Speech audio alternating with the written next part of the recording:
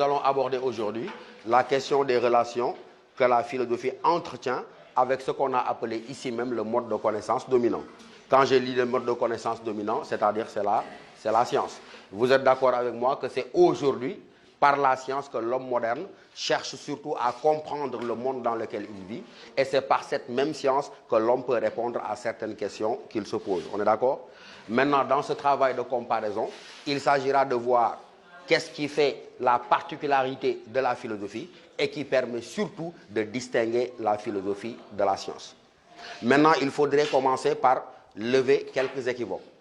Ça veut dire ôter de notre esprit un certain nombre de confusions.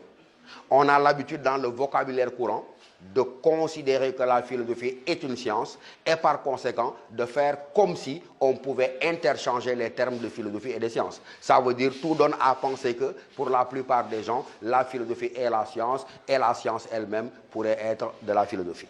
Il faut dire que ce point de vue est absolument faux. Donc, qu'est-ce que je vous invite à retenir tout de suite et à garder au moins jusqu'au mois de juin pour les aspects qui vous intéressent, parce que la plupart d'entre vous n'avez pas de vocation d'être philosophe. Donc, au moins jusqu'au mois de juin, retenez que la philosophie n'est pas la science et la science elle-même n'est pas la philosophie. Pourquoi les deux disciplines ne peuvent pas être confondues? Je réponds en disant, parce qu'on peut les distinguer à trois niveaux. On peut distinguer philosophie et science par leur objet d'étude. On peut distinguer philosophie et science par leur démarche, c'est-à-dire par leur méthode, et on peut les distinguer également par leur finalité. Je dis, je répète, philosophie et science ne peuvent pas être confondues. Elles appartiennent à deux domaines bien différents de l'activité intellectuelle des hommes. Et j'ai ajouté, si on peut les distinguer, c'est à trois niveaux. J'ai dit, on peut distinguer la philosophie de la science. D'abord, par quoi? On peut les distinguer par leur objet d'étude. J'ai dit également, on peut distinguer la philosophie de la science par leur démarche, c'est-à-dire par leur méthode. Et enfin, on pourra distinguer la philosophie de science par leur finalité. D'abord, si vous prenez l'objet d'étude, rappelez-vous quand nous avons cherché à définir la philosophie. Qu'est-ce que nous avions dit en parlant d'objet d'étude? Lorsque nous avions cherché à répondre à la question « Qu'est-ce que la philosophie ?», nous avions montré clairement quoi?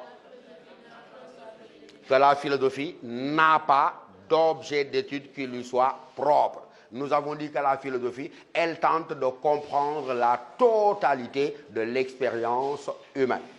Et cela signifie qu'en revanche, la science, elle, je devrais dire chaque science, revendique, et nous l'avons dit, un objet d'étude qui lui est propre. Si je devais ici donner une définition minimale de la science, qu'est-ce que je dirais? C'est que la science est l'étude objective d'une partie bien déterminée de la réalité. Et lorsque je me donne cette définition minimale de la science, étude objective d'une partie bien déterminée de la réalité, ça veut dire que pour l'essentiel, quel est l'objet d'étude de la science? Elle étudie quoi? Pour l'essentiel, la science, elle étudie la nature extérieure. Et lorsque la science étudie la nature extérieure, elle cherche à découvrir quoi? Elle cherche à découvrir les lois de production des phénomènes de la nature. Et la notion de loi, elle est importante. Si je dis que la science, elle étudie la nature extérieure, et dans cette étude, elle cherche à découvrir les lois de production des phénomènes, ça veut dire que pour le savant, il n'y a pas de hasard. On est d'accord? Et s'il n'y a pas de hasard, ça veut dire quoi? Tous les phénomènes qui se produisent en fonction de quoi? En fonction d'un ensemble de lois nécessaires. Par exemple, il se met à tomber de la pluie. Le savant se dit, mais quelles sont les conditions nécessaires pour qu'il y ait plu? Et donc le travail du savant est de considérer que dans la nature, il n'y a pas de hasard. Et s'il n'y a pas de hasard, la production des phénomènes est commandée par un enchaînement de lois nécessaires. Ça veut dire quoi? Que la science, elle repose, et je vous demande de retenir ça, elle repose sur ce qu'on appelle le principe du déterminisme.